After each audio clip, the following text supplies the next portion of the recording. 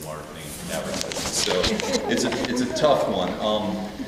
Let me start. Al informed on what's happening with the tourist oil business across the country. We don't have access to a lot of that, so that was kind of informative because what we're seeing, and I look at the numbers a little different than Kathy and Ken look at them.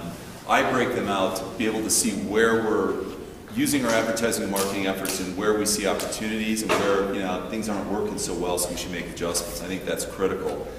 It's the economy, stupid, in simple language. Let me tell you what's going on. And again, no excuses, but this explains and also supports what Al's seeing across the country. Worst summer for the movie industry since 1993. All we ever hear is that sales are up, movie ticket box sales are up, but they're having the worst year in almost 20 years.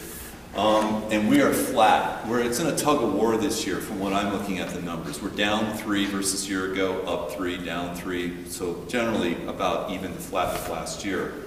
And I think what's interesting about that is what's causing that. A lot of changes in the economy, a lot of changes in how consumers are spending their discernible income. Reports are that people are not using credit as much anymore, they're paying cash, so then we're victim to when they have cash. But I think the net is that we are flat with last year, and that's year to date. And I'll talk in a minute about our fall color season. The only difference in last year and this year's plan is that we spent less on electronic media, less on TV and radio. And a decision was made to put those dollars into fixing our website so it would be more user-friendly, be able to book trips easier, and also pay-per-click, an experiment with something called pay-per-click, so that people who use the internet will find us a little bit easier.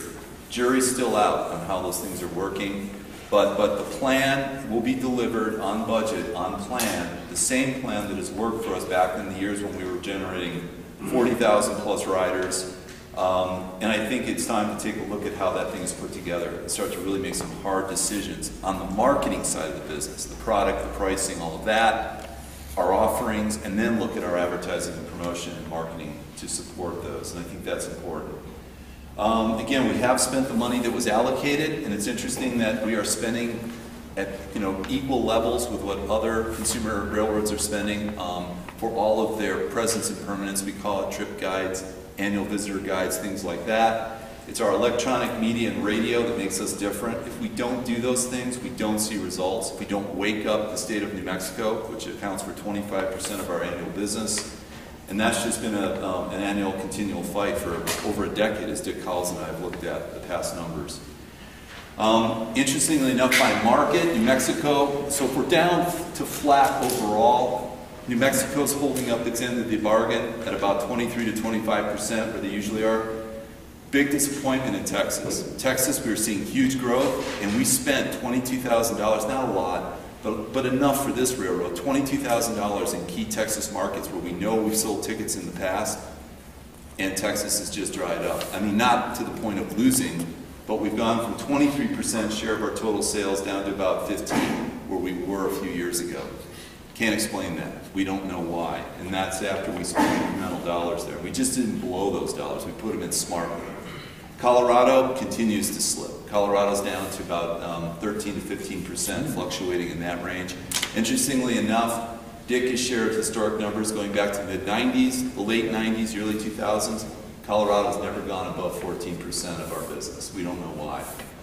Texas has always been the wild card, up and down. New Mexico's always held at 25%. So a quarter of everything we do comes out of the state of New Mexico. Now the interesting thing when we looked at this was everyone was panicking over, oh my God, what's going to happen with fall colors? We're seeing a bad trend. We were 33% down projected for our key time of the year versus last year and prior years.